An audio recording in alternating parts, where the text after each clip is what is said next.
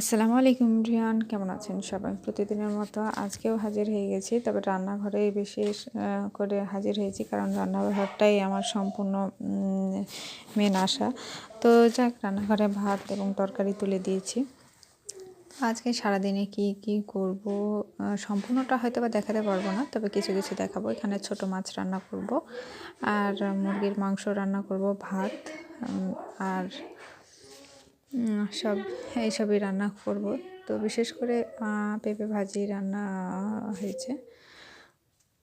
তো এই সাইডে আমার মুরগিটা কিন্তু অনেক ছোট, আর ছোটোর কারণে কিন্তু অল্প আমি বেছে নিয়েছি। এখানে পেঁয়াজ টিয়াজ সব করে নিয়েছি। আর বিশেষ করে রান্নাঘরে যখন বসি তখন কড়াই, হাঁড়ি, পাতিল সব কিছুই একসঙ্গে চলে আসে। তো এটা আমার প্রেশার কুকার, যেটা বলেছি আমার তাড়াহুড়ার সঙ্গী, মানে ওটা আমার তাড়াহুড়ার প্রয়োজনীয় সঙ্গী। তো এখানে আমার ডাল আছে, ডালগুলা কিন্তু দূরে আছে। তো এখানে আমার ভাত হয়ে গেছে। বিশেষ করে যেহেতু গ্রামের বাড়ি, মাটির রান্নাঘর, সব কিছু মিলেই একটা হলো মাটি মাটি পরিবেশ। তো যাক, দেখতেই পাচ্ছেন আমার হাঁড়িতে ভাত বলক দিয়ে উঠে গেছে। আর যেহেতু মাটির চুলাতে রান্না, এক সাইডে রান্না করতে হয়, এক সাইডে করতে হয়। তো এখানে শিম আলু ভাজিও করব। তো আমি হলুদ মশলা সব দিয়ে চড়িয়ে দিয়েছি, দিয়ে সিদ্ধ করতে লাগিয়ে দিয়েছি। তো এর মধ্যে আমার সকাল এবং দুপুরের রান্নাটা আমার হয়ে যায়। সকাল দুপুরের রান্নার পাশাপাশি আবার চিতই পিঠাও করতে হয়। তো আজকে চিতই পিঠার রেসিপিটাও আপনাদের দেখাবো। আর গমের আটা দিয়ে চিতই পিঠাটা কীভাবে এবং কতটুকু মজা লাগে, আজকে সম্পূর্ণ রেসিপিটা আপনাদের দেখাবো। তো সঙ্গেই থাকবেন। অবশ্যই যে আপুরা আমার নতুন, তারা অবশ্যই আমার চ্যানেলটি সাবস্ক্রাইব করে দেবেন। আর যারা পুরাতন আছেন তারা অবশ্যই লাইক দিয়ে ভিডিওগুলো আমার দেখার চেষ্টা করবেন, কারণ অনেক সময় অনেক ভয়েস দেওয়ার সমস্যা হয়। আর আজকে আমার কিন্তু ভয়েস দিতে অনেক সমস্যা হচ্ছে, কারণ বাড়ি ভর্তি লোক আছে, যে কারণে আমি ঘরে একটু বসেছি। এই জন্য আমার ভয়েস দিতে একটু সমস্যা হচ্ছে। তো যাক, একটু মানিয়ে গুছিয়ে নেবেন। তো আমার রান্না অলরেডি কমপ্লিট। তো দেখতেই পাচ্ছেন আমার সব রান্নাগুলো কমপ্লিট হয়ে গেছে। তো এই সাইডে ভাত আর কি দেখাবো, ভাত তরকারি যত যা আছে সবই কমপ্লিট।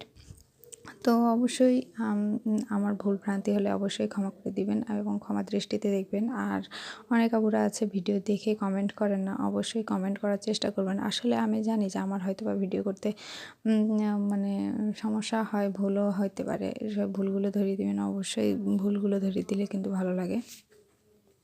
তো দেখতেই পাচ্ছেন এখানে আমার চিতই পিঠা হয়ে গেছে। আর আমি এখানে গমের আটাগুলো সেনে নিয়েছি। আর এখানে গমের আটা কিন্তু সেনে নিলে একটু পাতলা করে গমের আটাগুলো রাখতে হয়। তো এই যে আমার মাটির চুলা এবং খোলা, তো এই খোলাতেই চিতই পিঠা বেশি বানানো হয়। আসলে এই খোলাটা মাটির হয়, আর এই মাটির তাওয়াতে কিন্তু অনেক সুন্দর চিতই পিঠা হয়। তা আমার এলাকার কিন্তু চিতই পিঠাটা আলাদা। আপনাদের এলাকায় কিন্তু অনেক অনেক ভিডিও, অনেক আপুদের ভিডিও দেখেছি যে চিতই পিঠা অন্যরকম করে করেন, কিন্তু আমি যেভাবে চিতই পিঠা করি এটাও কিন্তু অনেক মজার। তবে আমার এই চিতই পিঠার নওগাঁর বেশি বিখ্যাত। তো অবশ্যই আপনারা এইভাবে ট্রাই করে দেখবেন। আর এটা যেরকম খেতে মজা, সেরকম দেখতেও কিন্তু অনেক সুন্দর হয়। তো দেখতেই পাচ্ছেন এইভাবে কিন্তু ভিজা একটা না একটা দিয়ে বা কাপড় দিয়ে এভাবে মুছে নিলেই কিন্তু মাটির কোনো অংশ থাকে না, বা চিতই পিঠা যখন আপনার মানে পুড়ে যায়, পুরাটা লেগে থাকে, তো সেটা কিন্তু লেগে থাকে না। তো এইভাবে আমি ভিজা ন্যাকড়া দিয়ে মানে মুছে নিয়েছি। আর এই যেটা আমি তাওয়াটা গরম করতে দিয়েছি। আর বিশেষ করে এই চিতই পিঠাতে হতে গেলে কিন্তু তাওয়াটা অনেকখানি গরম করা লাগে। গরম না করলে কিন্তু ভালো হয় না বা উঠতে চায় না। তো অবশ্যই আপনারা এইভাবে চিতই পিঠা করতে গেলে তাওয়াটা গরম করে নেবেন ভালোভাবে। আর এই যে আমি দিয়ে দিলাম চিতই পিঠা। আমার চিতই পিঠার রেসিপি আমার চ্যানেলে আরও আছে, তো আপনারা হয়তো দেখে আসবেন। তো এই সাইডে এভাবে আমি আমার যে বাটিটা দিয়েছি, সে বাটিটা কিন্তু আমি হালকাভাবে বসিয়ে দিয়েছি। মানে এখানে একটা ভারী কিছু দিয়ে বসালে মানে চিতই পিঠাটা বড় হয়।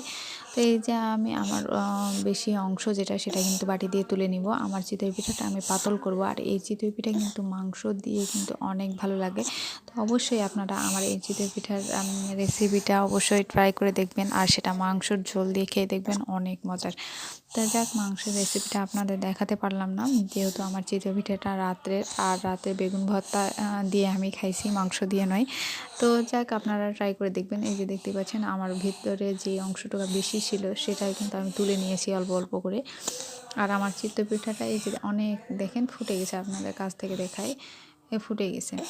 তো মানে সম্পূর্ণটা ফুটে গেছে। তো এইভাবে ঢাকনা দিয়ে ঢেকে দিবেন, ঢাকনা দিয়ে ঢেকে দিলে কিন্তু তাড়াতাড়ি সিদ্ধ হয়ে যাবে। উপরে যে আটাটা সেটা কিন্তু তাড়াতাড়ি সিদ্ধ হয়ে যাবে, যার কারণে আপনার চিতই পিঠাটা মানে কাঁচা কাঁচা থাকবে না, একদম সুন্দর হয়ে উঠে যাবে।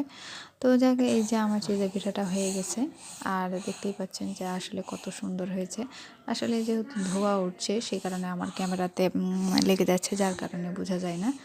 তো এই যে দেখতেই পাচ্ছেন, দূর থেকে আমি ধরি অনেক ক্ষুদ্রি ক্ষুদ্রি একটা ভাব হয়েছে, মানে ফোটা ফোটা আমার একটা ভাব হয়ে আছে। মানে এই চিতই পিঠাটা কিন্তু খেতে কিন্তু অনেক মজার হবে।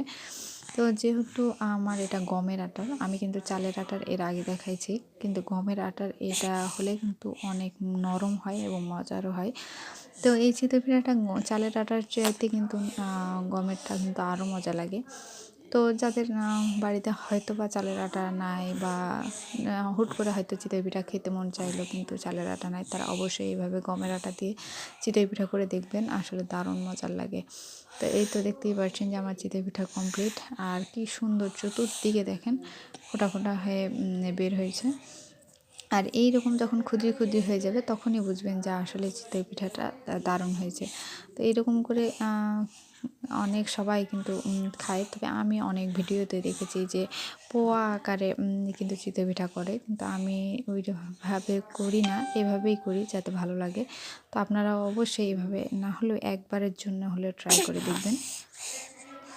এটা কিন্তু অনেক সময় মচমচেও হয়, আবার এই যে সুন্দর করে ঢাকনা দিয়ে ঢেলে কিন্তু নরম হয়। তো অবশ্যই আপনারা এইভাবে ট্রাই করে দেখবেন। তো ভালো থাকবেন সবাই, আল্লাহ হাফেজ, আসসালামু আলাইকুম।